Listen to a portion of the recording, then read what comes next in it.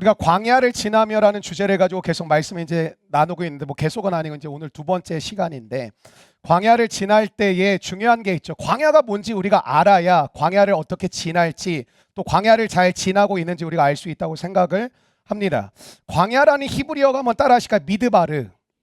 미드바르라는 단어를 쓰는데, 이 미드바르라는 단어가 어떤 단어에서 파생이 되어지냐면 다바르라는 단어에서 파생이 되어지거든요. 근데 다바르라는 단어는 말씀이란 뜻이에요. 그러니까 광야라는 미드바르를 뜻하는 그 단어가 다바르, 이 말씀을 뜻하는 단어에서 파생이 되어졌다는 것은 하나님이 우리를 광야에 집어넣으신 목적은 딱 하나라는 거예요. 말씀을 들으라는 거예요. 하나님의 말씀을 듣는 것이 목적이라는 것이죠.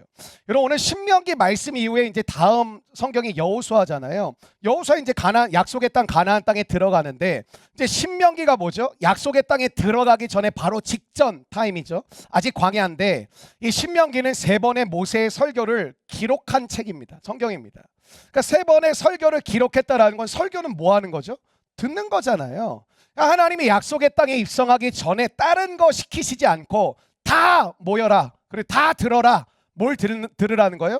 지도자였던 모세의 설교를 통해서 하나님이 지금까지 우리를 어떻게 인도해 오셨고 앞으로 어떻게 이끌어 가실지를 말씀해 주시겠다라는 거예요. 그러니까 마지막까지 광야에서 하셨던 일은 무엇이냐면 말씀을 들으라는 거예요. 그 말씀을 들음으로 광야를 지나 이 가나안 땅, 약속의 땅에 들어가게 하신다라는 것이죠. 신명기는 광야를 지나 가나안을 이제 눈앞에 두고 있는 상황이거든요. 그런 상황 가운데 이스라엘의 다음 세대들에게 사실은 하시는 말씀이에요. 그러니까 광야 1세대, 출애굽 1세대가 아시죠? 다 불순종해서 광야에서 죽고 갈렙과 여호수아 빼고, 이 광야에서 태어난 두 번째 세대, 다음 세대에게 모세가 말씀을 유언처럼 전하는 말씀이 신명기의 말씀이라는 거죠. 그러니까 모세가 누구예요? 이스라엘 백성들을 출애굽해가지고 10가지 재앙하고 뭐 구름기둥 불기둥하고 홍해 갈라가지고 건너서 이 지금까지 이 광야를 이끌어온 지도자죠. 그러니까 정말 천신만고, 그때 아시잖아요. 뭐 별의별 사건이 있었고 엄청난 어려움과 위기가 있었고, 그 모든 것들을 딛고 지금 이제 가나안 땅을 눈앞에 둔 상황에서 모세가 처음 세대가 다 죽게 된 상황이니까 자기도 이제 못 들어가잖아요. 그러니까 그 다음 세대에게 무엇을 얘기할 때 얼마나 간절한 마음이 있었겠냐고요. 정말 자기가 너무나도 중요한 메시지를 전하고 있는 내용이 신명기의 말씀이라는 것이죠. 여러분, 출애굽해서 광야로 나온 1세대는 약속의 땅을 놓쳤어요. 여러분 어떠세요? 약속의 땅을 놓치는 세대가 되실 수도 있어요. 하나님은 신실하시지만 우린 신실하지 않거든요. 하나님 우리에게 약속하시고 예비하셨지만 우리는 그 약속을 이게 튕겨내고 거절할 수 있거든요. 그러니까 이 세대는 놓치지 않기를 바라는 것이죠. 여러분, 제가 이제 우리 공동체 뭐 리더십들도 그렇고 이제 선교 준비하거나 우리 교사들 발런티어도 마찬가지고 금요일날 이제 예배 안 드리던 사람들 나오라 그러거든요. 왜 그러냐면 들으셔야 돼요. 하나님의 일을 감당하는 건 여러분의 열정으로 하는 거 아니에요. 여러분의 지혜와 여러분의 어떤 달란트로 하는 거 아니에요. 이게 보이거든요. 그러니까 제가 이제 말은 안 하고 있는데 막 교사들도 막 힘에 겨운 사람들이 막 보여요. 막 여기 막 입이 나오고 막 보여요. 막 학원이 있는데 막 견디기가 힘든 거죠. 나 이렇게 힘든 줄 알았으면 안 하지. 안 하셔도 돼요. 회식비 주니까 안 하셔도 돼요. 선교도 마찬가지로 쥐가 신청하고 쥐가 힘들어해. 우리의 삶 가운데 준비하는 시간, 준비하는 노력이 힘든 게 아니라 들어야 돼요. 하나님이 여러분을 부르셨다면서요. 하나님이 여러분을 보내신다면서요. 그럼 그 부르시고 보내시는 하나님의 음성을 들어야 오늘 힘든 것도 조금 견뎌갈 수 있고 부딪혀갈 수 있는데, 듣는 게 없어. 그럼 눈에 보이는 현상을 내가 말하겠죠. 내가 감정적으로 느껴지는 걸 다 나도 누군가에게 쏟아놓겠죠. 막 도구로 서로를 찌르고 있겠죠. 그러니까 이게 되게 어려운 거예요. 그러니까 오늘 본문 속에 두 가지 키워드가 있거든요. 한번 따라, 이게 오늘 본문 전부인데 한번 따라 하실까요? 들으라, 들으라. 또 하나가 있어요. 한번 따라 하실까요? 기억하라, 기억하라. 여러분, 이게 신앙의 핵심입니다. 신앙의 핵심은 딱 두 가지예요. 듣는 것, 또 하나는 기억하는 거예요. 요 정도는 외우실 수 있죠. 자신의 참 목소리. 아까 캐리어는 여러분, 듣는 것, 기억하는 것이 신앙의 전부인데, 들으라는 히브리어로 쉐마 이렇게 이야기하고, 그 기억하라는 새기라라는 뜻도 있거든요. 기억하라, 새기라. 기억한다는 게 마음에 새기는 거니까 기억하라, 새기라는 자카르라는 단어를 쓰는데 쉐마 그리고 자카르 들으라, 기억하라. 오늘 하나님은 모세를 통해 그 메시지를 전해주고 계시다라는 것이죠. 4절 말씀 한번 다시 한번 읽어보실까요? 오늘 본문 4절 말씀입니다. 시작. 이스라엘아 들으라, 우리 하나님 여호와는. 그럼 지금 모세가 명령하고 있는데 뭘 명령하냐면 딱 한 가지예요. 들으라. 이걸 명령하고 있어요. 들으라. 모세가 명령하는 내용은 딱 하나예요. 들으라. 그 무슨 말일까요? 너희들 들어야 된다라는 거예요. 너희들 들어야 돼. 들으라.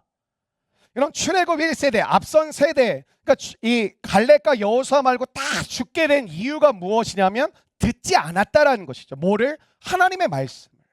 그러니까 하나님은 말씀으로 보여주시고 인도하시고 깨닫게 하시고 알려주시는데 말씀을 듣지 않았다라는 거예요. 그게 실패의 핵심이었어요.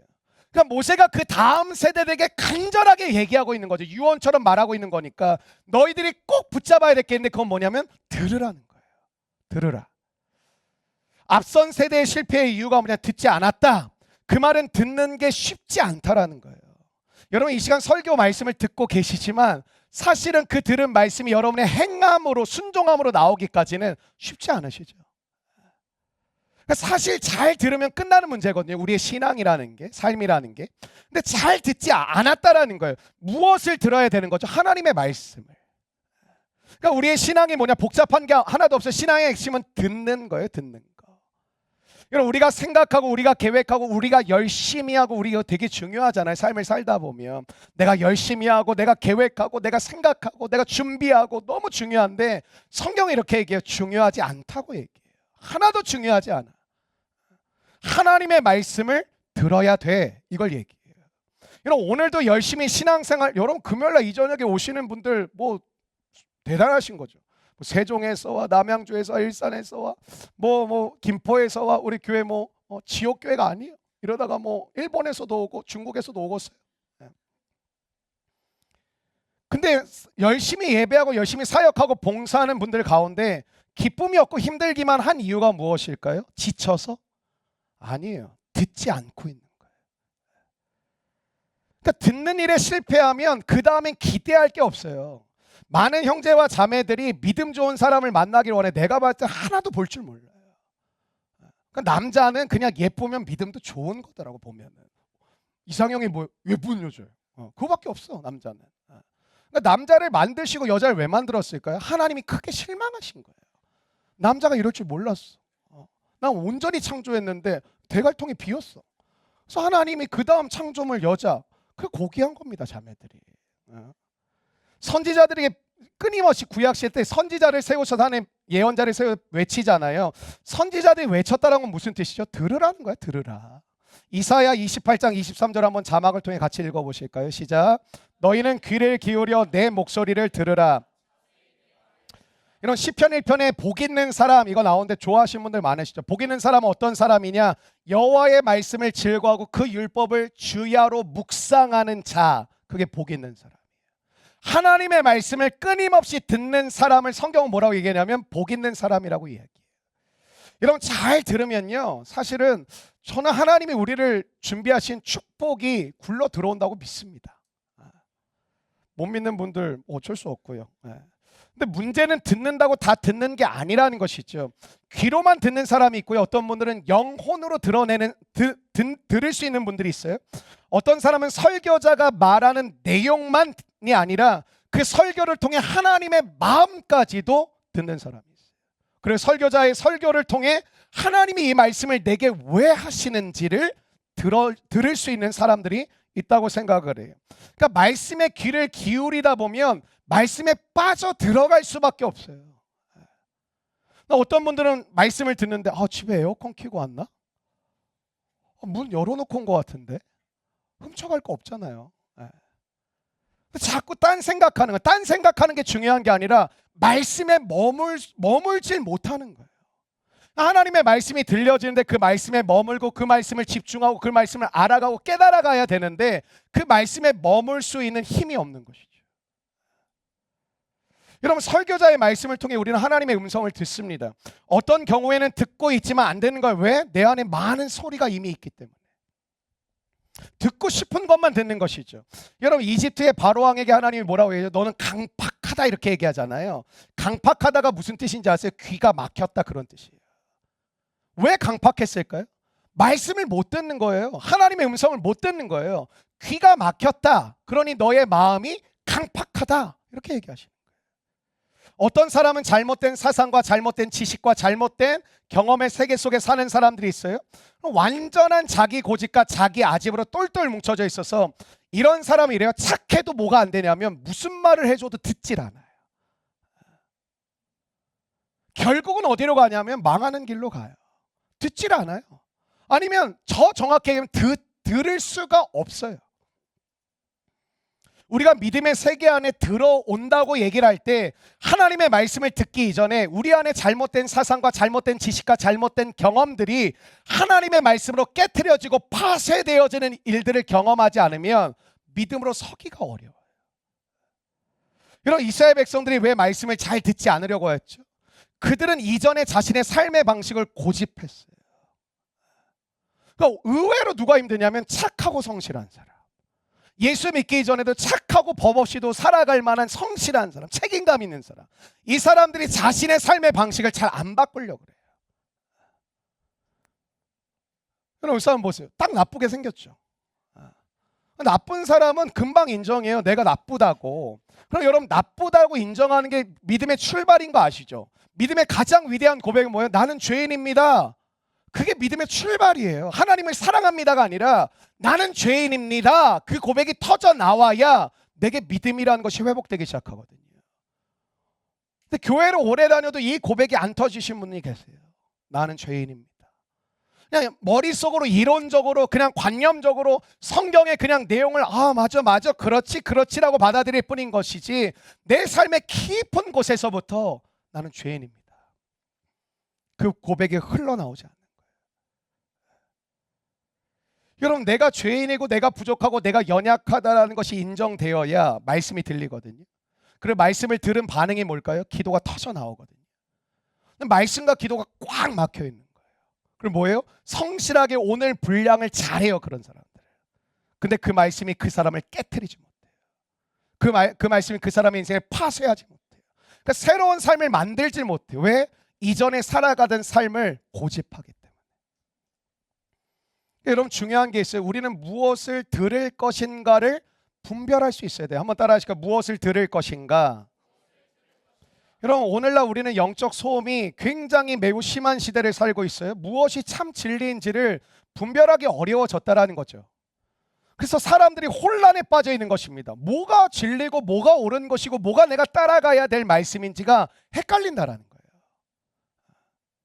자기가 듣고 싶은 것만 그래서 사람들이 들으려고 하죠. 자기가 듣고 싶은 것만 들으려고 하면 들어야 될 말씀을 듣지를 못해요. 그러니까 귀가 닫힌 사람들이 너무 많아요. 그러니까 설교를 듣고 있고 말씀을 듣고는 있는데 귀가 열려 있지 않은 사람이 너무 많다라는 것이죠. 특히 오늘날은 너무 시각 중심의 시대이다 보니까 보는 것이 전부잖아요, 우리가. 그러니까 보는 게 너무 많고 우리가 읽고 듣는 게 굉장히 약해졌잖아요. 그러다 보니까 뭐가 약해졌냐면 듣는 것이 너무 약해졌어요. 보는 것은 민감하게 반응하는데 듣고 반응하는 것은 너무 현격하게 떨어졌어요. 여러분, 오늘 귀가 열린 사람은 소망이 있는 줄로 믿습니다. 잘 듣고 있는 사람은 이미 하나님이 여러분의 삶 가운데 역사하고 계신 거예요. 뭐 두려워할 필요 전혀 없어요. 그러니까 여기 들으라는 말은 그냥 귀로 듣는다라는 말이 아니라 오늘 여기서 듣는다는 가장 핵심 뭐냐? 듣는다라는 말은 순종한다라는 말과 똑같아요. 한번 따라 하실까요? 순종한다. 말씀에 순종하라는 것이죠. 여러분, 설교는 들었어요. 근데 잊어버려요. 그건 잘 들은 게 아니죠. 우리 교회도 너무 잘 받아 적으신 분들 많으신데 너무 잘 받아 적었어요. 근데 그 말씀대로 살지 않았어요. 그 말씀을 들은 게 아니라는 거예요. 진짜 말씀을 들은 사람은 그 말씀을 이해하고 깨달을 뿐만 아니라 그리고 그 말씀을 마음에 받아들이고 그 말씀대로 살기로 결단할 뿐만 아니라 그 말씀을 삶의 자리에서 행함으로 순종함으로 나타내는 자리까지 간다라는 것이죠. 여러분 야고보서에 이런 말씀이 있잖아요. 계속 반복되는 말씀 중에 하나가 행함이 없는 믿음은 죽은 것이니라, 이 말씀이 계속 반복이 되잖아요. 근데 여러분 좀 너무 과격한 말씀이고 조금 심한 말씀 아닌가? 그런 생각이 들지 않으세요?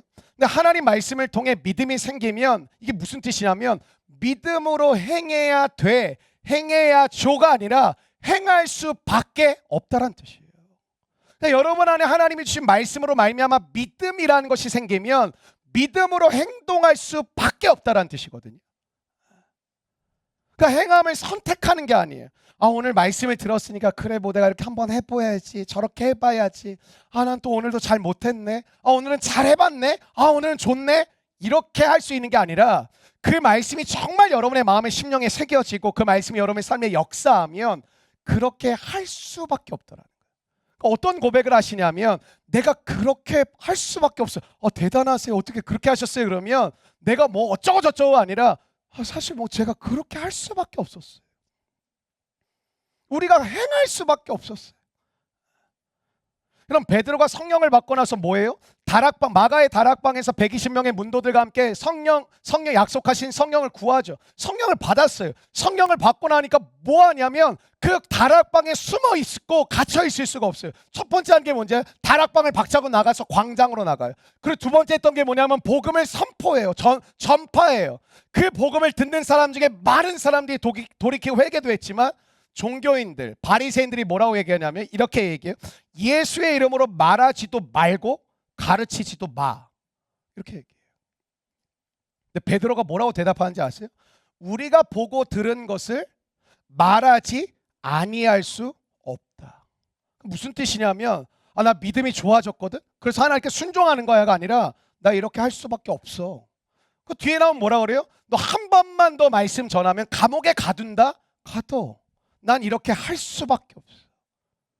여러분 우리는 자본주의 시대에 살면서 여러분의 삶 가운데 돈이라는 게 왜 이렇게 중요하냐면 많은 선택지를 주거든요. 돈이라는 게 많아져. 예를 들면 돈도 한 10억 정도 있으면 내가 어느 집을 갈지 좀 고를 수 있고 20억 있으면 더 많이 고를 수 있고 하잖아요.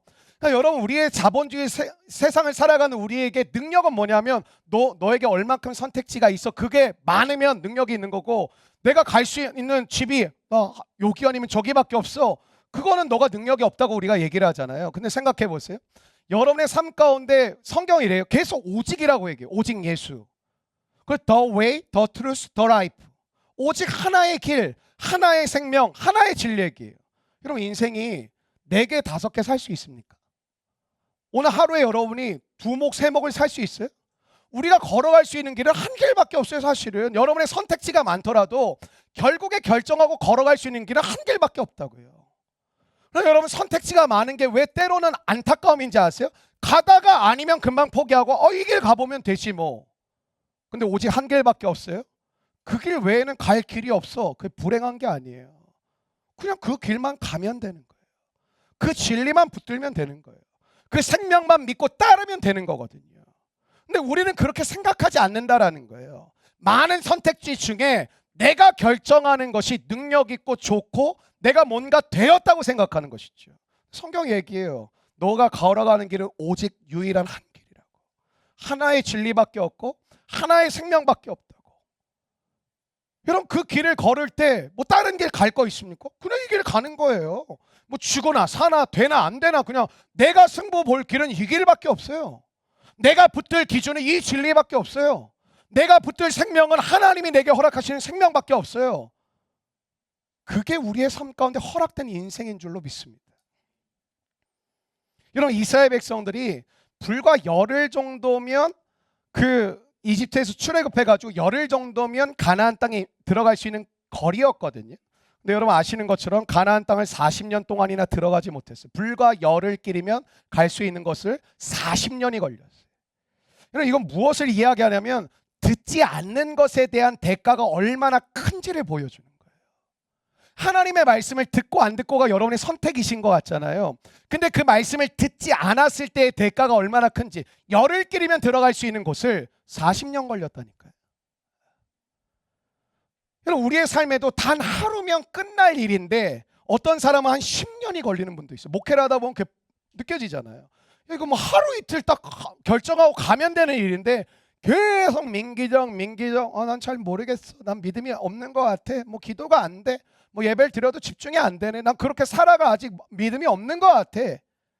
여러분 그 세월이 엄청 기신 분들이 많아요. 사실 하루 이틀이면 끝날 문제거든요.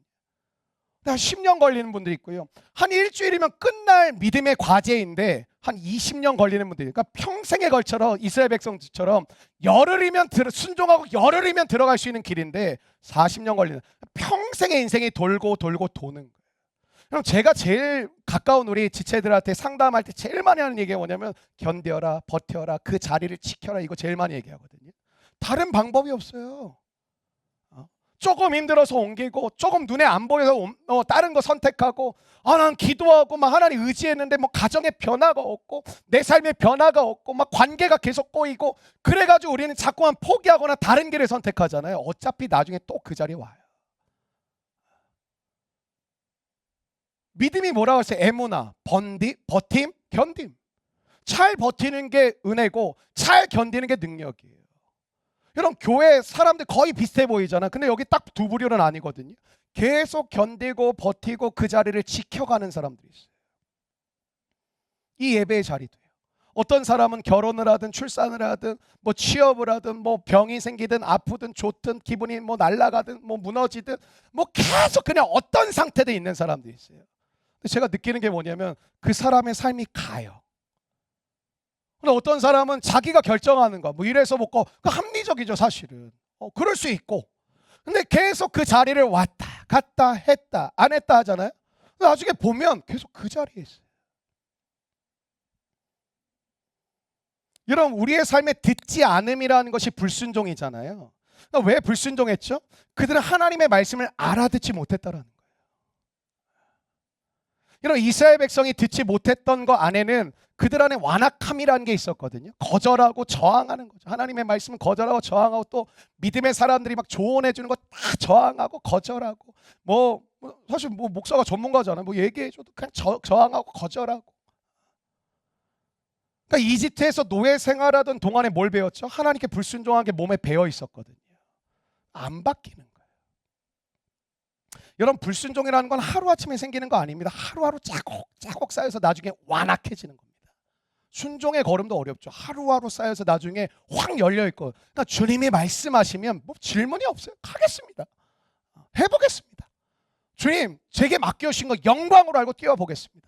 멈추겠습니다. 말씀하시면 멈춰보겠습니다. 하나님 원하시지 않으면 제가 여태까지 수고하고 돈도 쓰고 모두 했는데 그냥 멈추겠습니다. 그러면 여러분 이 불순종이 나타나는 증상이 뭐냐면 원망과 불평이에요. 한번 따라할까? 원망과 불평. 이런 원망과 불평의 마음은 하나님의 말씀을 들을 수 없게 만들거든요. 그러니까 원망과 불평이라는 감정도 문제지만 더 큰 문제는 뭐냐면 원망과 불평이 여러분의 마음에 꽉 자리 잡으면 말씀이 들리지 않아요. 말씀이 안 들려요. 여러분 생각해 보세요. 하나님을 원망하고 불평해요? 사람을 원망하고 불평해요? 말씀 안 들어요. 그러니까 그들은 왜 원망과 불평이 나왔죠? 하나님의 말씀과 내 생각이 안 맞는 거예요. 하나님의 인도하신가 내가 생각하고 내가 원하던 길이 안 맞는 거예요. 그러니까 하나님이 그 백성을 인도하신데 인도하신 대로 따라가지 않아요. 왜 그럴까요? 자신들의 뜻과 생각이 너무 강해서 안 받아들여지는 거예요. 여러분 자기 생각이 너무 강한 분들은 굉장히 힘든 인생을 살아요. 저도 제 생각이 좀 강한 편이거든요. 힘든 인생을 보내요. 그러니까 안 해도 될 시간을 사실 보내는 것이죠. 자기 생각이 너무 강해. 그럼 하나는 어때요? 그냥 안 쓰세요. 그게 부서지는 시간을 꼭 가지세요. 그 부서지는 시간이 되게 힘들어요. 여러분 이스라엘 백성들이 우상을 많이 섬겼잖아요. 구약 성경에 보면. 근데 이상하지 않으세요, 여러분? 구약에 우상이 왜 이렇게 많이 등장을 하는 거냐? 이거 되게 전 좀 이상하다고 생각을 했는데, 왜냐하면 이스라엘 백성들은 여러분 실제로 하나님의 일하심을 봤어요. 뭐 우리도 보지만 구름 기둥과 불 기둥 신앙생활에서 보신 적 있으세요? 있는 분 저한테 DM 보내주세요. 근데 여러분 오늘 끝나고 여러분이 딱 여러분 딱 집에 가서 차에 딱 탔는데 앞에 불기둥이 확 솟아. 그 사람들이 다 멈춰줘. 그 대통령처럼 쭉 가. 여러분 주일날 교회 오는데 나도 그랬으면 좋겠어. 물레어 딱 오는데 갑자기 구름기도 확 올라와. 사람들이 계속 영상 찍고 뭐 홀려서 막 몇백 명은 따라올 거 아니에요. 안내팀을 해줄 거 하나 들어오세요. 들어오세요. 근데 여러분 그들은 구름 기둥과 불 기둥을 받고 만나 매출하기를 떨어지고 자매들 얼마나 편했겠어. 아침, 점심, 저녁 고민 없어. 아침에 일어났더니 만나가 밥상이 딱 차려져 있어. 남편한테 처먹어라. 근데 여러분 실제로 이렇게 경험을 했는데 왜 이렇게 많이 우상을 섬겼을까? 여러분 이스라엘이 하나님을 몰라서 우상을 만든 것이 아니겠죠. 근데 뭐예요? 그들이 달라는 것을 안 주셨더라는 거예요. 여러분 그들이 달라는 건 우리랑 똑같았어요. 형통이라는 거예요. 한국교회가 왜 망했는지 아세요? 시간이 지날수록 하나님의 뜻 앞에 기뻐하고 하나님 한 분만으로 만족하는 신앙으로 우리가 왔어야 되는데 많은 사람들이 신앙생활하면서 실족하고 시험 들고 너무 그러니까 교회가 은혜 받은 사람은 찾기가 어렵고 시험 든 사람 찾기 너무 쉬워. 시험 드셨죠? 네. 은혜 받으셨죠? 아니요. 이상하지 않아요? 예배를 드리고 하나님의 말씀을 경험했음에도 불구하고 은혜를 경험한 사람을 찾기가 너무 어렵고 시험 든 사람 너무 많아. 실족한 사람 너무 많아. 기분 나쁜 사람 너무 많아. 왜 그럴까요? 우리는 형통을 우리도 구하거든요. 그 형통이 뭐예요? 내가 원하는 거, 달라라는 거예요. 하나님은 이렇게 얘기해. 내가 너를 지었고 내가 너를 향한 계획과 뜻이 있는데 왜 이렇게 말을 안 듣냐? 근데 우리가 외치는 게 뭐야? 하나님, 저 하나님이 하라는 거 다 했습니다. 율법도 지켰고 예배도 드렸고 11조도 드렸고 저 다 했습니다. 근데 하나님이 하자는 걸 몰라요. 여러분 말씀을 들을 때 어떤 반응을 보이는가가 되게 중요하거든요. 한번 따라하니까 말씀을 들을 때 어떤 반응을 보이는가 이걸 잘 보셔야 돼요. 특별히 우리 교회 간사님들은 뭘 봐야 되냐면 말씀을 들을 때 어떻게 반응하는지를 봐야 돼요. 여러분 말씀을 들을 때 반응이 중요한데 하나님의 말씀을 듣기 전에 그래서 기도하는 게 되게 중요해요. 저는 이제 오늘 이제 새벽에도 나와가지고 이제 말씀 기도하는데 말씀 항상 펴기 전에 물론 펴져 있어요 있기는. 근데 기도하고 있어요. 하나님 오늘도 주님의 말씀이 들려지길 원하고 제 마음 가운데 이해되어지길 원하고 하나님의 말씀을 따라 살아갈 수 있는 순종의 걸음까지 허락해 주시길 원합니다. 하고 이제 성경을 펼쳐서 보고 그리고 큐티도 하고 그러다 이제 기도하고 이제 집에 돌아가는데 여러분 그러면 어떤 순종을 하나님이 말씀하시는 거냐? 그게 4절과 5절 말씀이거든요. 어떤 순종을 하라? 그게 4절과 5절인데 한번 같이 읽어볼까요? 시작. 이스라엘아 들으라 우리 하나님 여호와는 오직 유일한 여호와이시니 뜻을 다하고 힘을 다하여 내 하나님 무엇을 들으라는 거냐면 너 이 말씀을 들어. 어떤 말씀이요? 하나님만 사랑하라. 한번 따라하실까? 하나님만 사랑하라. 근데 여러분 4절과 5절 말씀을 보면 다 명령형이에요. 들으라 사랑하라. 들어주겠니? 그리고 사랑해 주면 좋겠다. 청유형이나 권유형이 아니라 다 명령해. 들으라 쉐마 들으라. 자카르 기억하고 너 하나님의 말씀을 들으라. 사랑하라. 여러분 성경에 나오는 명령형이 있잖아요. 명령형에는 반드시 조건이 있어요. 반드시. 그러니까 성경에 어떤 명령이 나온다 그러면 그거에 대해 반드시 조건과 전제가 있거든요. 예를 들어 볼게요. 성령의 충만함을 받으라는 여러분의 선택 아닙니다. 명령입니다. 하나님의 명령입니다. 성령을 받으면 더 좋을 거야. 너가 성령 받으면 더 믿음 생활이 날로 성장할 거 그렇게 말씀하지 않으셨어요? 성령의 충만함을 받으라 명령하셨어요. 이 말씀 이렇게 말하면 그 앞에는 반드시 조건이 붙고 전제가 있다는 게 무슨 뜻이냐면 성령의 충만함을 받으라는 어떤 전제가 있냐면 성령의 충만함을 주겠다라는 거예요. 들으라는 건 뭐예요? 내가 너에게 말하겠다라는 거예요. 사랑하라는 건 뭐예요? 내가 너에게 사랑할 힘을 공급하겠다라는 거예요. 근데 여러분 어떻죠? 나 요즘 상태가 사랑할 상태 아니야. 나 요즘 들을 기분이 아니야. 요즘 내 영적 상태가 그렇지 않아. 여러분 신앙생활을 끊임없이 우리는 나로부터 시작을 해요. 신앙생활은 하나님으로부터 하는 거예요. 여러분 오늘 말씀은 내가 이거 잘 지키고 행하면 하나님이 이거 복을 주겠다 그런 말씀 아니에요. 본질적 메시지를 주는 거거든요. 들으라 사랑하라. 이거에 너의 삶을 드리라는 거예요. 그럴 수 있는 우리가 되길 축복합니다. 여러분, 하나님이 주시는 축복은 진정한 만족과 기쁨을 주거든요. 여러분, 사랑을 하면 모든 게 달라지는 경험 해보셨어요? 사랑 안 하세요? 네. 뭐 해봐야 얘기를 하지. 가장 찐따 같은 인생이 뭔지 아세요? 가장 행복해야 될 때 행복을 못 누리는 사람. 예를 들면 우리 교사들은 힘든 부분도 물론 있지만 여름 성경학교가 어떻게 보면 우리 차세대 사역 중에 굉장히 중요한 사역 중에 하나잖아요. 여러분, 그 순간에 여러분은 기쁨과 행복을 누릴 줄 알아야 돼요. 그런 시간이에요. 선교도 마찬가지고. 사랑하는 관계가 되면, 여러분 예를 들면 제가 우리 해랑간사를 사랑해요. 어느 레스토랑을 갔다 중요하지 않아요. 저는 좀 중요한데 얘는 안 중요할 거예요. 내가 오늘 어떤 것을 했다? 그렇게 중요하죠. 여러분, 사랑에 한번 빠져보셨어요? 그 사람과 뭘 했다, 어디를 갔다, 이거 그렇게 중요해지지 않고 그냥 그 사람과 함께 했다가 그냥 중요한 거예요. 나 그 사람 봤어. 오늘도 대화하고 참 좋은 시간 보내고 기뻤어, 즐거웠어, 행복했어. 이걸로 채워지는 거예요. 그러니까 사랑의 놀라운 능력은 이런 거예요. 사랑을 하면 하늘이 달라 보여요. 더럽게 비 오네. 사랑을 하면 계절이 다르게 느껴지고요. 우리의 삶 가운데 사랑을 하면 그냥 좋아져요. 옆 사람 보시겠어요? 그냥 좋아요? 조건이 좀 필요하죠. 나한테 밥 사면. 여러분, 우리는 내가 원하는 것에 신앙의 초점이 너무 집중되어져 있다는 거예요. 신앙의 초점이 뭐냐면 하나님이 기뻐하시는 일이 아니라 내가 원하는 것에 신앙의 초점이 너무 집중되어져 있어요. 그게 옮겨져야 돼요. 그 초점을 옮겨야 돼요. 하나님이 기뻐하시는 거, 하나님이 사랑하시는 거, 하나님으로 만족하는 거, 하나님 때문에 그냥 좋은 거, 이게 신앙의 초점이 되어야 되거든요. 근데 우리는 어때요? 내가 원하는 거에 신앙의 초점이 너무 맞추어져 있어요. 그래서 우리는 신앙생활 하는데도 뭐예요? 누림도 없고 기쁨도 없고 찬송도 없고 노래도 없고 감사도 없어요. 안 기쁘세요? 저 뭐 그렇게 기쁜 일 없는데. 감사하지 않으세요? 뭐 저 그렇게 감사한 일 없는데. 하나님이 기도 응답 더럽게 안 해주시는데. 원망과 불평은 되게 많아요. 왜 그럴까요? 신앙의 초점이 벗어나 있는 거죠. 여러분, 우리 교인들은 아시잖아요. 죄가 뭐라 그러죠? 자기중심성이잖아요. 신앙의 구원이 뭐예요? 하나님 중심으로 옮겨진 거잖아요.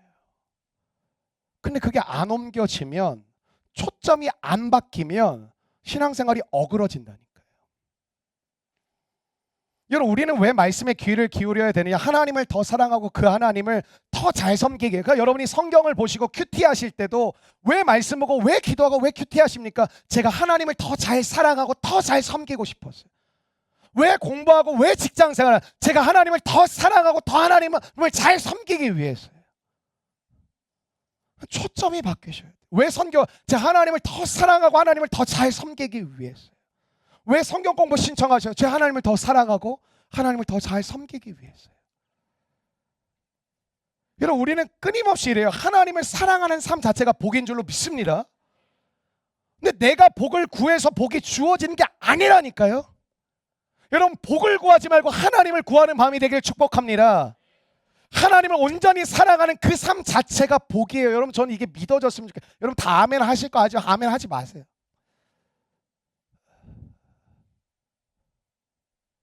하나님을 믿는 것 자체가 진짜 여러분에게 복이에요.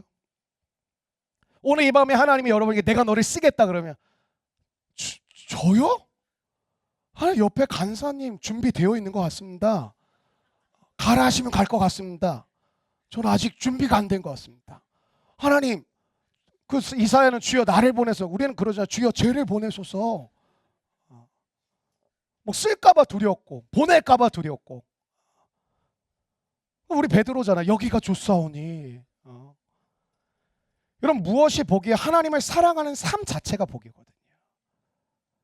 여러분, 내가 복을 구해서 복이 주어지는 게 아니라 하나님을 온전히 사랑하는 그 삶 자체가 복이 되어지는 게 믿음이에요. 신앙이고. 그리고 그게 형통의 길이에요. 하나님이 나를 붙들어 주시고 하나님이 나를 인도해 주시고 하나님이 나에게 공급해 주시는 그 삶이 되었다는 그 구원이잖아요. 구원을 받은 사실 자체가 형통의 길로 들어서신 거예요. 이런 마음을 다하고 뜻을 다하고 이렇게 얘기해요. 다하고라는 그 단어는 전부라는 뜻이에요. 전부. 한번 따라해요. 전부. 그러니까 하나님이 이러죠. 그러니까 어떤 율법 교사가 하나님 주의 613가지 율법 중에 가장 큰 계명은 무엇입니까? 두 가지 알려줄게. 하나는 주 너의 하나님을 사랑하되 마음을 다하고 뜻을 다하고 너의 정성을 다해 사랑하라 그러잖아요. 그 다하고가 뭐냐면 전부예요. 너의 마음의 전부를, 너의 뜻의 전부를, 너의 정성의 전부를 드리라는 거예요. 그게 여러분 이웃사랑도 똑같아요. 내 자신같이 사랑하는 게 뭐예요? 전부를 가지고 사랑하라는 거죠. 창세기 39장의 요셉의 인생이 그렇잖아요. 여러분 생각해요. 여기 우리 교회도 형제자매들 많잖아요. 근데 형이 나 팔았어. 노예로. 언니가 낚시하러 가자는데 언니는 배에 안 탔어. 6개월짜리 원양어선에 팔았어. 여러분 이게 얼마나 비극적이겠어요. 남이 나를 그렇게도 힘들어 죽을 판에 형제가 나를 갖다 팔았어. 트라우마 아닐까요? 누구도 안 믿어. 누구도 못 믿어. 요셉이 평생 그렇게 살아도 이해되지 않으세요? 난 아무도 안 믿어. 요즘 성도들 가운데 겁나 많거든요. 저 아무도 안 믿어요. 저 아무도 신뢰 안 해요. 관계를 안 해요. 이게 어려운 게 뭐냐? 하나님이 또 은혜는 주셔. 자꾸 여러분의 마음이 이렇게 조금씩 열리거든. 근데 깜짝 놀라서 닫아. 정신 차려. 마귀야 떠나가라. 여러분 창세기 39장에 감옥에 들어가고 종에 팔려요. 노예가 돼요. 근데 뭐라고 얘기해요? 잘 아시잖아요. 그가 형통한 자가 돼요. 그가 형통한 자가 돼요. 여러분 아무리 봐도 형통할 게 없거든요. 근데 형통한 자라는 거예요. 왜냐하면 요셉은 하나님과의 관계 속에서 감옥 안에 있고 노예로 살아가는 것은 맞지만 그분을 사랑하고 그분을 경외하고 그분과 동행하고 있었던 삶이라는 거예요. 하나님은 그걸 뭐라고 하냐면 넌 형통한 자라는 거예요. 여러분 이거 안 받아들여지면 진짜 신앙생활하기 어렵습니다. 결국에는 마지막 우리 입술에서 나오는 게 하나님 안 주셨잖아요. 하나님 내가 기도한 거 늘 안 들어주셨잖아요. 그리고 쟤는 순종도 안 하고 쟤는 맨날 엉뚱하지 않는데 왜 쟤는 잘해주시는 거예요? 여러분 교육이라는 게 되게 중요하잖아요. 우리 부모들 되게 신경 쓴 게 교육이잖아요. 왜냐하면 교육은 사람을 살리고 세우는 일이거든요. 세상적으로 보면 뭐 성경적으로 봐도 그렇고. 그러니까 사람이 세워지는 일이 교육인데 이 세상의 교육은 어떻죠? 내가 뽑혀지는 일에 교육을 하고 있어요. 이상해지는 거죠. 여러분 내 생각에는 일이 꼬이고 내 생각대로 안 돌아가는 것 같은데 그렇지 않다라는 거예요. 내가 하나님과 바른 관계를 맺고 있는 그 자체가 형통인 줄로 믿기를 축원합니다. 별일이 다 일어나도 그것 때문에 고민할 필요가 없다라는 거예요. 고민할 거는 딱 하나예요. 내가 하나님을 제대로 경외하고 있는가? 하나님을 나는 사랑하고 있는가? 하나님과의 바른 관계를 맺고 있는가? 그것만 보라는 거예요. 오늘 첫 번째 키워드가 뭐예요? 들으라. 명령이에요. 잘 들어야 된다. 앞선 세대가 다 망했던 이유가 뭐냐면 안 들어서 그렇다. 다음 세대의 너희들이 꼭 해야 되겠는데 들으라는 거예요. 들으라. 여러분 그 사실을 이야기하는 게 신명기에서 가장 핵심적으로 다루고 있는 메시지. 들으라. 제발 들어라 좀. 여러분 잘 들을 수 있는. 그래서 여러분의 삶 가운데 하나님을 사랑하는 것에 있어서는 후회함이 없는 복된 인생이 되시기를 주님의 이름으로 축원합니다. 두 번째 키워드는 뭐였죠? 기억하라, 새기라, 자카르라는 단어였는데 6절 말씀 한번 같이 읽어보실까요? 6절 말씀입니다. 시작. 오늘 내가 내게 명하는 이 말씀을, 이런 말씀을 어디에 새겨요? 마음에 새기죠. 잘 고백하셨어요. 마음에 새겨요. 이 말은 뭐냐면 잊지 말고 반드시 기억하라는 거예요. 새기라는 거죠. 기억해라. 새겨라. 이런 특별히 뭘 기억하게 원하셨냐면 광야에서 일어난 일들을 꼭 기억하고 살아라. 여러분 신앙생활이 뭐라고 생각하세요? 여러분 이러시죠. 내가 구원받고 하나님의 은혜 가운데 충만한 또 은혜도 받고 축복도 받아서 나도 주님을 위해 살아가고 멋지게 나아가는 거. 그거 아니에요. 여러분 성경은 에덴 동산 태초에 하나님 천지를 창조하신 장면부터 시작을 하잖아요. 그게 하나님 나라거든요. 하나님 나라가 시작되는 것으로 온 인류의 역사가 시작이 돼요. 근데 여러분 하지 말라는 거 딱 하나 있었죠. 근데 그거 해가지고 죄를 지어가지고 죄의 특징이 뭐예요? 나쁜 일 한 게 아니라 죄로 인하여 두 가지가 일어났죠. 하나님과의 관계가 깨져버리고 사람과 사람, 인간과 인간과의 관계가 깨져버렸어요. 구원이 뭐예요? 하나님, 내가 천국 가는 게 구원, 그것만 구원이 아니라 하나님과 나의 깨진 관계가 회복되는 게 구원이고 사람과 사람의 깨어진 관계가 회복되는 게 구원이에요. 여러분 보세요. 그 다음에 뭐 아벨, 뭐 가인 쭉, 뭐 노아 쭉쭉쭉 나오다가 하나님이 노아를 통해 물로 다 쓸어버리고 난 다음에 다시 믿음의 조상 아브라함을 세우시고 아이야요, 아브라함, 이삭, 야곱, 요셉 쭉 가면 모세가 지금까지 왔잖아요. 하나님이 아브라함을 세우시고 뭐를 다시 시작하신 거예요? 구원의 역사. 뭐 신학적 표현은 구속사. 하나님의 구원의 역사로 지금까지 끌고 오신 거예요. 하나님의 관심사는 하나밖에 없어요. 죄로 인하여 깨어진 인간들을 다시 하나님이 구원해 주심으로 말미암아 하나님의 나라를 회복해 가는 거. 근데 생각해 보세요. 여러분 구원 받으셨죠? 예수 믿으시죠? 근데 여러분의 인생의 초점이 구원을 이루어 가시는 하나님의 나라에 맞춰져 계세요? 근데 거의 다 나의 나라를 이루어 가고 있거든요. 난 이렇게 됐으면 좋겠고 저렇게 됐으면 좋겠고 난 이렇게 이루어졌으면 좋겠고 저렇게. 그럼 여러분 어떻게 될까요? 결국에는 어느 순간 믿음이라는 게 안 자랄 뿐만 아니라 시험 들고요. 여러분 무너져요. 왜냐하면 표대가 다르니까요. 하나님의 구원의 역사로 지금도 신실하게 이끌어 가시는 거거든요. 여러분 요한계시록이 뭐야? 결국에는 하나님의 구원의 역사가 완성되는 거잖아요. 그러니까 하나님은 지금도 저와 여러분이 잘 되고 못 되고 성공하고 실패하고 이런 것에 초점을 두고 우리를 이끌어 가시는 것이 아니라 하나님의 구원이라는 하나님의 깨어졌던 나라를 다시 회복해 가는 그걸로 지금 세상의 역사를 지금까지 신실하게 이끌어오고 계시고 어느 날일지는 모르겠지만 반드시 완성시키실 줄로 믿습니다. 그게 새하늘과 새 땅이에요. 그게 완성되는 날 향해 우리가 가고 있는 거거든요. 근데 여러분이 오늘도 직장에 다니시고 사업도 하시고 공부도 하시고 가정도 돌보시고 모든 거 하시면서 초점이 구원을 이루시는 하나님의 역사에 여러분의 마음이 가 있냐고요. 여러분 표대가 안 맞으면 어느 순간 탁 튕겨요.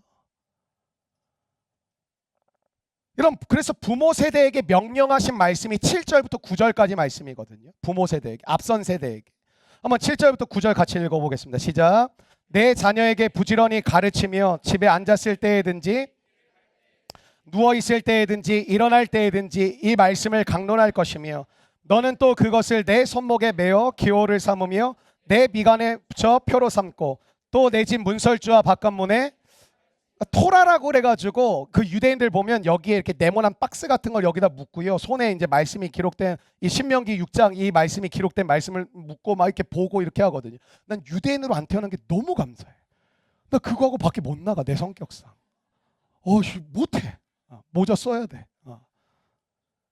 이런 때와 장소를 가리지 않고 말씀을 리마인드 시키는 것이죠. 근데 어떻게 보면 너무 과한 거 아닌가? 근데 보세요. 앉아있든지 서있든지 걸어갈 때든지 운전할 때든지 밥 먹을 때든지 일할 때든지 하나님의 말씀과 함께하라는 무슨 말이냐면 아무리 강조해도 지나치지 않다라는 거예요. 여러분 왜 땅을 치고 후회하는 우리의 인생을 경험할 거예요. 그런 거 있잖아. 내가 왜 그랬지? 내가 미쳤지. 내가 왜 그때 그 결정했지? 하지 말았어야 되는데. 또 거꾸로 그때 했어야 되는데. 여러분 가만히 생각해 보면 내 인생에 가장 힘들고 어려웠던 순간에 공통점이 있어요. 하나님의 말씀이 없었어요. 여러분 하나님의 말씀은 생명이에요. 듣지 않고 흘려버리면 뭐예요? 죽음 가운데 들어가는 거예요. 그게 생명이니까. 여러분 말씀을 너무 가볍게 여기는 게 모든 문제의 근원인 거 아세요? 말씀이 길과 진리와 생명이라니까요. 근데 그 생명을 벗어나서 내가 살아. 그럼 내게 찾아올 게 뭐밖에 없겠어요? 여러분 자녀들도 마찬가지죠. 세상에 이상한 철학들 엄청 많고 요즘 거짓 이론들 너무 많고 그것들이 이 자녀들의 마음의 밭에 자리를 잡기 전에 뭐를 먼저 집어넣을 것인가. 지금 그 싸움이에요. 신앙의 싸움.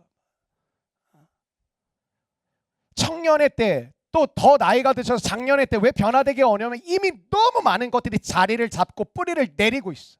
열매를 맺고 있어. 그래서 어려운 거예요. 잘 안 바뀌는 거예요. 나이가 어리면 어릴수록 변화의 속도가 빠른 이유가 뭐냐? 아직 많은 것들이 자리를 잡고 있지 않아요.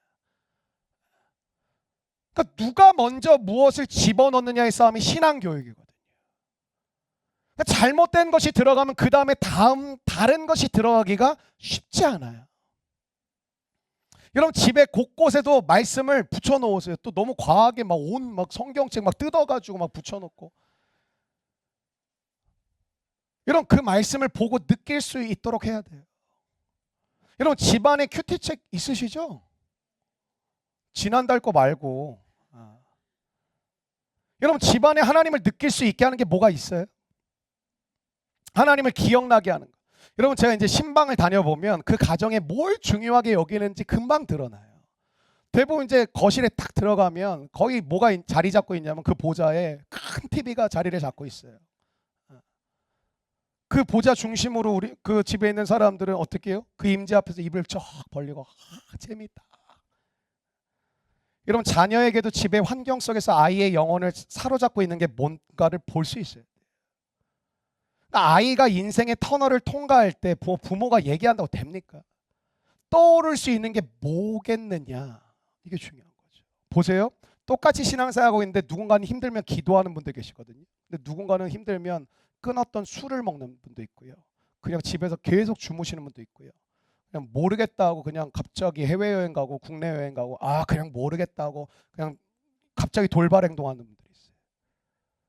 그럼 그게 하루아침에 만들어지는 게 아니에요. 우리 집에서는 보여지고 만져지고 느껴지게 했던 게 뭐냐라는 거예요. 평생의 기억에 남을 수 있게 만든 거. 여러분 9절부터 14절까지 내용이 뭐냐면 언제나 하나님이 그들과 함께 하셨다는 걸 강조하거든요. 여러분 기억하는 게 되게 중요한데 우리에게 위험한 게 뭐냐면 기억상실증이에요. 우리가 자꾸 망각해요. 잊어버려요. 요단강을 건넌 다음에 하나님이 여호수아에게 한 가지 명령하시는 게 뭐냐면 요단강을 건널 때 그 가운데 이제 제사장들이 서 있었거든요. 근데 그 가운데 돌을 12개를 끄집어 갖고 내오라는 거예요. 그리고 다 건너고 나면 12개의 돌을 쌓으라는 거예요. 그리고 거기서 예배하라는 거예요. 뭐 하는 거냐면 기억하라는 거예요. 너희들이 요단강을 건너게 하신 분이 나 여호와라는 것을 기억하라는 거예요. 그리고 거기 특별히 무슨 말씀 나오냐? 너희들의 자녀들에게 가르치라는 거예요. 하나님이 우리를 여기까지 인도하셨고 하나님이 이 강을 가르셔서 우리를 건너오게 하셨고 하나님이 이 약속하신 땅을 우리에게 허락하셨다라는 거. 그걸 가르치라는 거예요. 여러분 우리가 주일마다 예배를 드릴 때 뭘 하는 것이냐면 하나님의 은혜에 대한 기억을 복원시키는 거예요. 하나님 나와 함께 하시지.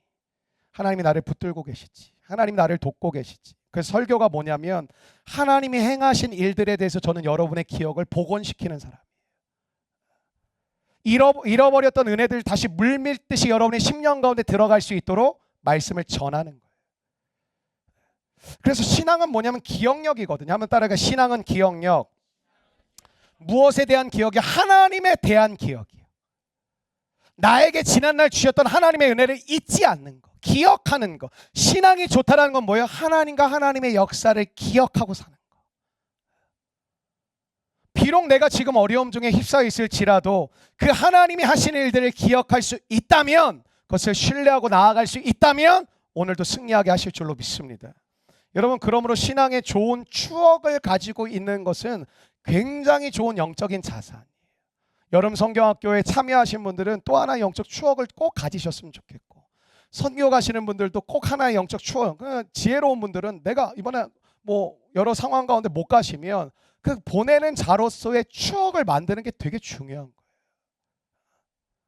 여러분 금요 성령 집회도 마찬가지라고 저는 생각해요. 저는 여기 우리 이제 키즈들이 몇몇 있잖아요. 전 우리 자녀들이 어릴 때부터 금요 성령 집회 나오는 것도 좋은 추억이라고 저는 생각합니다. 저는 엄마 손에 이끌려가지고 집회 갔던 게 아직도 기억나는 게 몇 장면이 있어요. 말씀 기억나는 거 하나도 없죠. 안 사주던 초콜릿 사줄 때 분별을 했어야 되는데.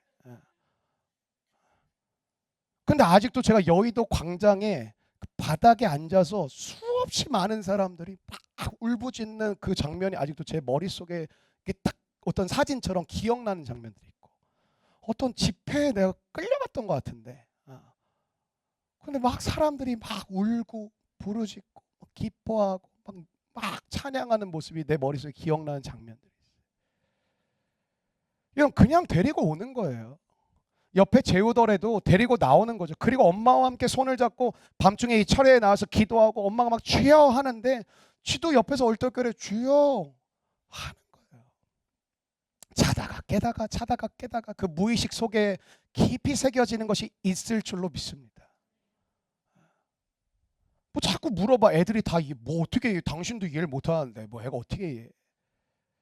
이런 집에도 성경 구절 액자들이 있는 가정들이 있잖아요. 근데 그 은근히 남지 않아요. 근데 여러분의 특징은 그 말씀을 안 바꾼다는 거죠. 너무 신실하게. 그걸 다 여러분 좋아하는 말씀. 내 시작이 하여튼 다 창대하리라 이런 거 좋아하시잖아요. 근데 제일 중요한 장소는 화장실인 것 같아. 앉았을 때 딱 보이는 거. 그 뭐 진짜 신앙으로 안 봐 이러지 않는 한 볼 수밖에 없잖아요. 그 기억에 남거든요. 어려움이 있을 때마다 부모님이 간절히 기도했던 모습 그 자체가 아이에게는 굉장히 중요한 경험이 되는 거예요. 그러니까 대부분의 부모들이 주일 되면 야 교회 가, 교회 가야지. 하나님 예배해야 돼. 너 예배 안 되면 하나님 혼나. 이렇게 가르쳤어요. 근데 그것만 가르쳤어요. 제가 청년 사역하면서 늘 물었던 게 있거든. 너 엄마 아빠가 뭐 권사님, 집사님, 장로님이고 교회 오래 다니셨다며? 네. 너 엄마 아빠가 집에서 성경 보는 거 본 적 있어? 아니요. 확신이 쩔어? 아니요. 아니요. 기도하는 거 본 적 있어? 아니요. 전 우리 아빠가 믿는지 저도 안 믿어요. 너 가야지. 그러니까 20살 딱 되면 어때요? 교회를 떠요. 학원이야 교회가. 끊기를 기다렸어. 이런 나쁜 추억은 우리의 삶에 부정적 영향을 만들어내죠. 과거의 경험 과거로 끝나지 않고 미래에 영향을 미치니까. 그러니까 여러분의 삶 가운데 있는 상처, 트라우마, 치유가 필요하지 않습니까? 여러분 예수님이 왜 마지막에 성찬식을 통해서 제자들과 그 영적 추억을 만드셨을까요? 지금에 이르기까지 우리가 성찬식은 뭐예요? 기억하라는 거예요. 받아 먹으라는 거예요. 내 몸을, 내 피를 기억하고 기념하고 받아 먹으라는 거예요. 뭐예요? 오늘도 예수님이 나를 위해 죽으심을 기억하라는 거예요.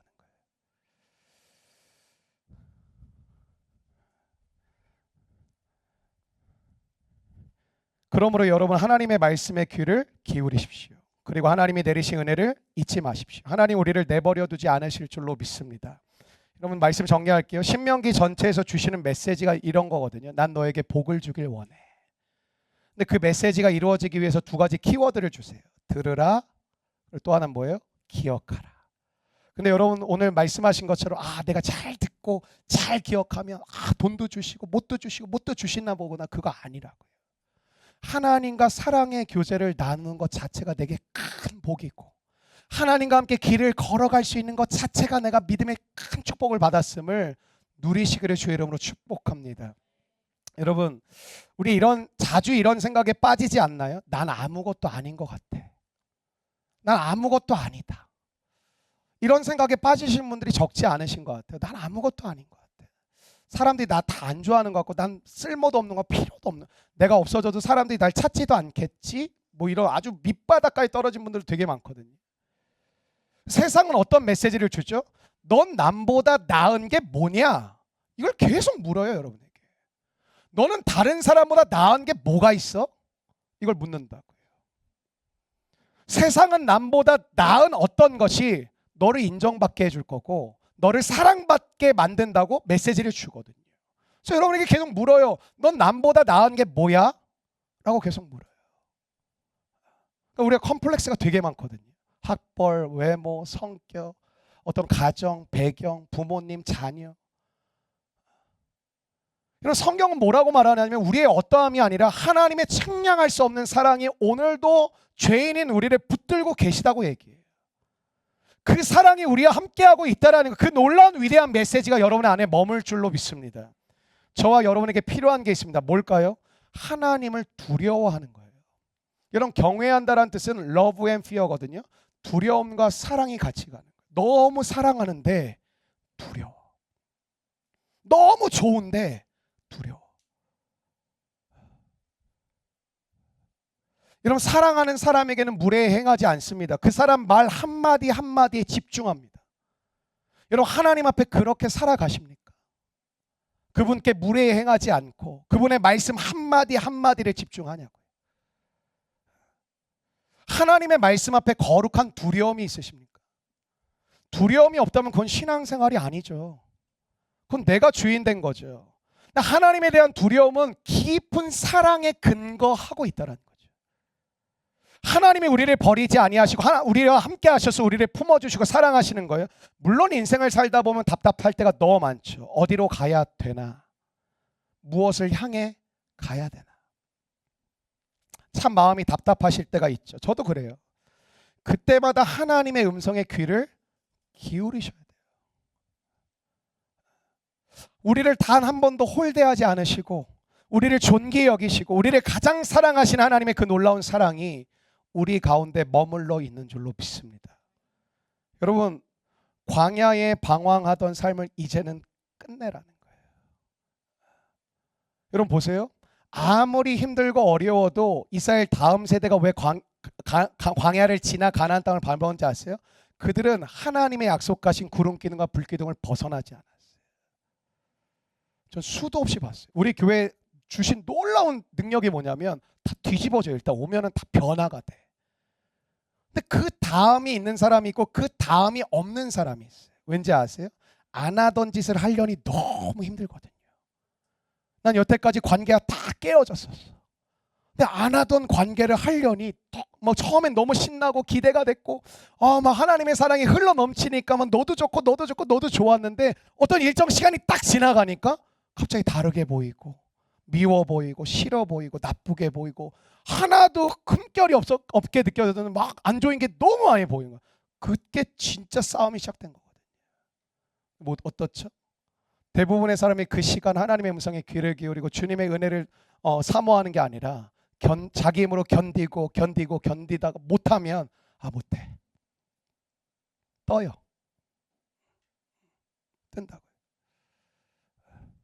하나님이 여러분의 인생을 이끌어 가세요. 죄송한데 어떤 분은 수도 없이 수십 년을 자기 멋대로 살았어. 근데 하루아침에 예수님이 주인이 되셨다고 다 바뀔까요? 과정이 필요하거든요. 근데 그걸 못 견디는 거예요. 여러분이 은혜 받아서 큐티하려는 마음 먹으시면 되게 많죠. 지금까지 계속 하시는 분 별로 없을 거예요. 왜? 안 하던 짓이거든요. 어려워. 매일 말씀 보는 게 난 안 해본 사람인데 주일날 교회만 가는 것도 벅찼던 사람이 갑자기 말씀 보고 싶고 기도하고 싶고 섬기고 싶고 사랑하고 싶고 해. 그 마음이 와서 막 다 나 쉽게 될 줄 알았어. 근데 처음에 막 하다가 조금 시간이 지나니까 너무 어려워. 너무 힘들어. 너무 괴로워. 버텨야 돼요. 하나님의 구름 기둥과 불 기둥 사이에 계속 머물렀던 백성들은 그냥 가는 거예요. 능력이 탁월하고 뭐 그런 거 필요 없어요. 하나님의 임재 가운데 있느냐 없느냐, 하나님의 이끄심 가운데 있느냐 없느냐, 그거거든요. 우리의 대표적인 게 뭐예요? 예배예요. 예배. 많은 분들이 그래요. 목사님 주일날 또 금요일날 우리 교회로 따지면 주일날 금요일날 공적인 예배도 중요하지만 삶의 예배도 중요하지만 여러분 공적인 예배가 세워지지 않은 사람이 삶의 예배가 세워진 걸 전 본 적이 없어요. 함께 모여 예배하는데 기도가 안 나온 사람이 혼자 기도하고 막 샬라샬라 아무도 없군 방언으로 시작하지. 그런 사람 본 적 없어요. 말씀 시간에 졸았다 깼다 졸았다 깼다 해서 혼자 성경 보면 쭉쭉쭉쭉 이해가 되고 막 꿀송이처럼 달고 그런 거 없어요. 그러니까 뭐냐면 가나안이 예비되어져 있고 풍성한 땅이 준비되어져 있는데 이제 광야의 삶을 끝내자라는 거예요. 뭘 통해? 들으라, 기억하라. 하나님이 오늘 신앙의 초점이 내가 원하는 것, 이 초점에서 하나님의 뜻, 하나님의 기뻐하심, 하나님의 계획으로 초점을 옮기라는 거예요. 하나님 한 분만으로 진짜 기쁘고 진짜 만족이 되고 그럴 때 하나님께서 여러분의 삶에 구석구석 채우시고 인도하시고 함께 하셔서 여러분을 향한 뜻, 여러분을 향한 계획, 여러분을 인도하시고. 팀모임이 뭔지 아세요? 여러분 갈등의 근원지가 팀모임이에요. 죽어라 갈등하는 곳이 팀모임이에요. 여러분 예를 들면 10명 있어요. 마음에 드는 사람 몇 명 있어요? 한 3명 있으면 많은 거예요. 나와 다 달라. 나랑 부딪혀. 나랑 안 맞아. 여러분 예수 믿고 여러분 열방을 섬기겠다면서요. 선교지 가서 잠깐 MBTI 해보세요. MBTI. 저랑 안 맞아요. 쟤한테 가세요. 뭐 이래요? 모든 사람, 이게 복음 아니에요? 나는 이런 사람만 사랑했고 저런 사람만 좋고 이런 사람과 함께하고 싶었던 사람이 모든 사람. 그게 복음이잖아요. 그게 내 힘으로 되겠냐고요. 근데 우리가 그거를 하나님의 능력이 임하면 뭐 그냥 와 되는 줄 알아요. 오늘 여러분 앞에 세우신 여러분의 리더로 살아간 제가 여러분 앞에 여전히 부족하지만 제가 여러분한테 뭐를 도전할 수 있냐면 계속하세요. 하시라고요. 오늘도 하시라고. 깨졌던지 좋든지 세워졌던지 무너졌든지 오늘 또 하시라고. 하나님이 그런 우리를 빚어가시는 거지. 내가 잘하면 오늘 싹 빚어가시고 내가 무너져 있으면 싹 나를 모른 채 하시고. 여러분 하나님이 죄인이었을 때 우리를 부르셨잖아요. 근데 왜 여러분 어느 순간부터 영적 결벽증에 빠져가지고 난 완전하지 않아. 난 지난 한 주간 무너졌어. 기도하기도 창피하고. 하나님 앞에 목사님 저 좀 교회를 쉴게요. 회복되고 올게요. 어디 가서 회복하시는 거예요? 저도 알려주세요. 거기 가서 회복 좀 하고 오게 나도. 사나 죽으나 주님의 은혜를 구하고 오늘도 나를 홀대하지 않으시고 오늘도 나를 밀어내지 않으시고 오늘도 나를 무시하지 않으시고 오늘도 나를 내치지 않으시고 그래 내가 너 기다렸어. 너가 내 앞에 나오길 내가 기다렸어. 그게 예배 아닙니까? 여러분 지금 약속의 땅에 들어가기 전에 광야를 지나고 있어요. 미드바르 광야. 아무것도 없는 거. 여러분의 돈, 여러분의 스펙이 아무 의미가 없는 거. 광야에서 그거 어디다 갖다 쓸 건데. 근데 미드바르는 다바르에서 나왔다. 말씀. 왜 하나님 우리를 광야에 집어넣으시냐? 말씀을 들으라. 말씀을 들으라. 그리고 내가 너에게 오늘 이 자리까지 오게 하신 것을 기억하라는 거예요. 여러분 오늘 여러분 예를 들면 재정의 문제가 있어요. 근데 오늘까지 이끌어오신 하나님의 기억이 회생이 됐고 복원이 됐어요. 그럼 여러분 그 문제를 바라보는 여러분의 태도가 완전 달라져요. 취업이 계속 안 되고 미끄러져서 힘들어. 근데 하나님이 오늘까지 나를 붙들어 주시던 그 기억이 복원이 되면 바라보는 거 달라진다. 은혜 가운데 막 날뛰었어. 저 막 변화됐고요. 저 앞으로 이렇게 살 거고요. 저 이제 주님밖에 없고요. 근데 오늘 내 모습이 완전히 무너진 건 내가 알아. 그런 사람의 특징이 뭔지 아세요? 세게. 난 괜찮아. 나 신경 쓰지 마. 난 내가 알아서 할게. 난 너한테 피해주고 싶지 않아. 무슨 말인지 아세요? 두렵다라는 뜻이에요. 지가 무너진 줄 알아요. 건드리지 마. 나 괜찮아. 난 내가 알아서 할게. 간사님 감사한데요. 그냥 제가 알아서 할게요. 신경 쓰지 마세요. 뭐 기도 안 해주셔도 괜찮아요. 왜 그럴까요? 두렵다라는 뜻이에요. 자기가 알거든. 막 날뛰다가 뭐 자기가 딱 무너진 거 알거든. 어때요? 숨고 싶고 도망치고 싶은 거지. 여러분 그거 정상이에요. 정상. 그렇게 깨어지고 일어나고 깨어지고 일어나며 주님 안에만 있으면 주께서 우리를 이끄시고 세우시고 주님이 우리를 만들어 가시는 줄로 믿습니다. 그 은혜가 오늘 우리 이 예배를 드리는 모든 우리 사랑하는 성도들에게 덮어주시기를 또 함께해 주시기를 여러분의 삶 가운데 느껴지기를 주의 이름으로 축원합니다.